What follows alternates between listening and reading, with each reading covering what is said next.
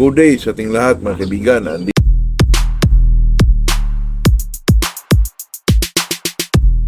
Dito na naman tayo sa ating channel na Macau si Pip Vlogs po. Nagpasalamat po ako sa mga nag-subscribe, nakatuloy na nanonood, na-enjoy man sa ating talakayan o pag-uusap tungkol sa kaalaman po sa pagmamanok. Ako hindi nagtuturo. Sa atin dito mga kaibigan ay talagang usapang magmamanok. Tayo-tayo lang po. Ano lang ba mga kaibigan, changes of ideas. Kung may mali naman kayong narinig sa akin o napanood, pwede niyo may comment mga kaibigan para naman ating mabaguhin din po. Alam niyo na, tayo naman hindi, mga kaibigan, tayo naman hindi eksperto po. Tayo naman ay, ang ating sinasabi dito ay ating mga karanasan o experience po about sa pagmamanok mga kaibigan. Bago tayo mag-umpisa sa ating talakayin ay shout out muna tayo kay Glenn Terizo, Jong Dasmariñas from Calbayog, Samar, Glenn Binaflor, kaibigan natin to po sa atin, nagtiwala po. Itong si Jong Dasmariñas, Calbayog, may mga kaibigan tayo dyan, mga pasensya, pamili. Ito naman sa atin mga kaibigan, itong tinatawag nilang 7 days conditioning, kasi po ay may nagtanong sa akin mga kaibigan na paliguan pa ba daw yung manok. Sa akin mga kaibigan, kasi sa 7 days po ay hindi na po ako nagpaligo mga kaibigan, kasi pag mag 7 days ako, example mga kaibigan, Monday, pag-umpisa ako sa Monday, sa Sunday mga kaibigan, paliguan ko na yan. Kasi yung 7 days conditioning mga kaibigan, sa 5 days nun ay talagang straight ang bigaya niyan. Sabi ng nag-comment na masira na yung atay. Hindi naman po sa ko mga kaibigan, hindi naman po nasira yung atay sa manok mga kaibigan. Masira lang siguro yun pag palagi mong ginagawa yun po. So sa atin naman mga kaibigan, itong paliguan ba, sa akin po hindi na, kasi pag mag 7 days conditioning ako, alam naman natin na ang 7 days conditioning ay talagang madali ang laban. Naimbitahan ba or nagkaanuhan lang ang mga kaibigan, ganun. Ako mga kaibigan, pag ganyan, Sunday pa lang, mag-umpisa ko ng 7 days ng Monday. Sa mga kaibigan, sa Sunday pa magpaligo na ko niyan. Para naman prisko yung manok sa pag-umpisa mo ng 7 days conditioning. Kasi ako, pag mag 7 days ako mga kaibigan, alam naman natin 7 days. Siyempre, ulutan lang yun. Ang binibigay na sa sa Rubicon or B22, B12 to Inilbon, ganun bagay lang kaibigan. Pero straight yun sa 5 days. Pagdating ng Saturday, Sunday, wala na po. Di upay, diretso na yun.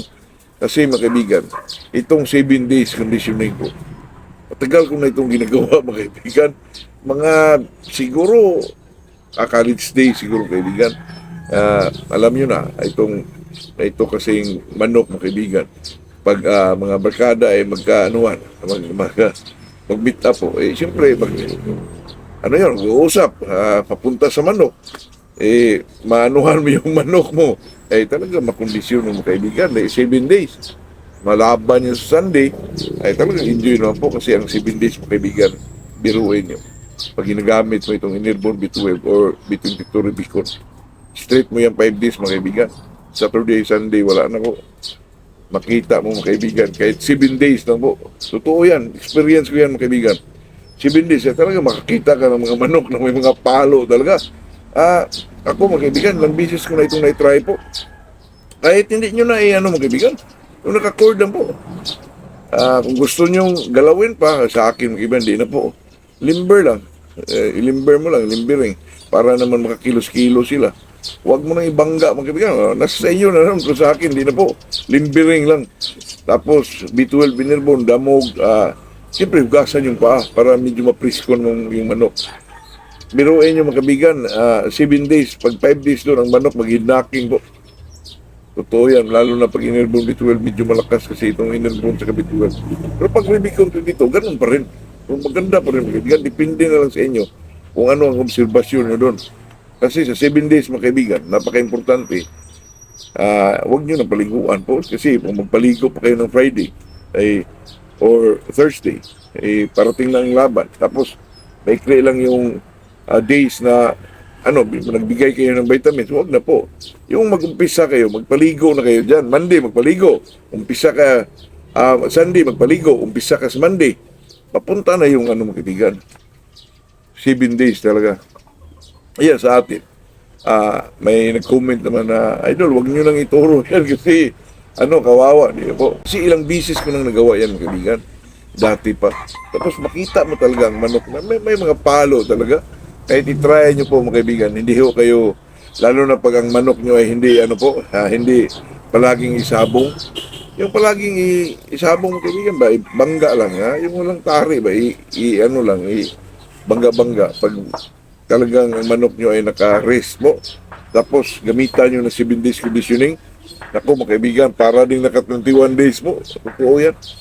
Ilang bisis ko na yan na-try, mga kaibigan. Kaya sinishare ko, kasi kung yung gusto mag-try dyan, mga kaibigan, try nyo po, talagang masabi nyo na talagang pumapalo yung mga manok po sa atin naman dito, mga kaibigan. Bilang isang magmamanok, hindi mo talaga yan maiwasan, mga kaibigan, na gumagamit ka ng 7 days conditioning kasi maimbita ka. Kahit sa derby, mga kaibigan, maimbita ka. Madalian po, yung mga tukak derby, mga ganon, pwede yun, mga kaibigan. Totoo yan, no? At saka, lalo na, ulutan. 7 days kasi nagkaanuhan kayo sa kaibigan nyo, hindi mo maiwasan talaga yun, kaibigan. Kaya yung kinakantent ko rin na yung Demon's Driver po. Yung Demon's Driver mo, kaibigan, ay talagang talagang sa araw na yan. Kaya kasi tayo, mga kaibigan, hindi natin masabi na huwag kang magano dyan kasi may mga times talaga, mga kaibigan, may mga okasyon talaga na hindi mo maiwasan na madala mo yung manok mo.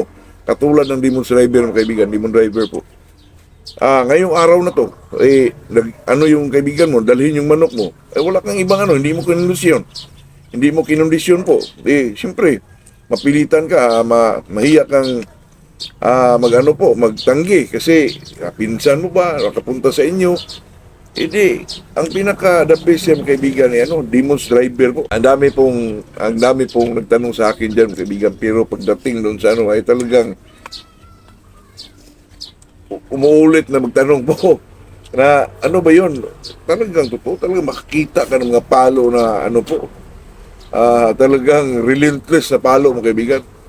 Totoo yan, ilang beses ko na na-experience. Kaya itong mga 7 days conditioning, yung laban kaagad, hindi mo maiwasan yan. Kaya sa atin dito, sinishare ko kasi pag dumating naman kayo sa mga ganyang sitwasyon po, may bigyan mo naman ng panlaban, may mabigyan mo naman ng yung manok mo na may laban talaga sa kung asan man yung laban ay mo kaibigan, talagang lumalaban yung manok mo kasi ginamitan mo rin ng para may pang proteksyon din sila sa sarili nila po. Kaya yan lang po, yan lang ang ating may share sa araw na to. Magandang umaga sa ating lahat po.